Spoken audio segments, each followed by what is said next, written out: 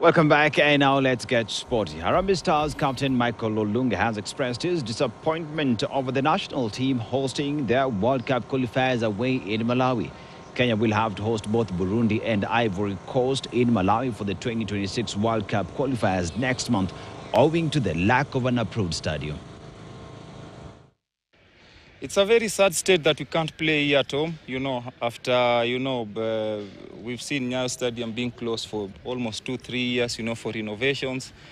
But still we can't secure to play here at home. Of course, it's a big disadvantage. And, I'll just like to urge the Ministry of Sports and the government of Kenya to try and secure for us these playing surfaces, to try and meet these CAF standards so that the next coming qualifiers, be it AFCON or World Cup, we don't repeat the same mistakes. We want also people to enjoy the national team here back at home. Everybody will be surprised that some players will miss the final squad because there is now a rivalry, and this is done by new players who bring some quality which are missing, and especially our young players bring a lot of enthusiasm and also fighting spirit in the team, which. And former world 1500 meters champion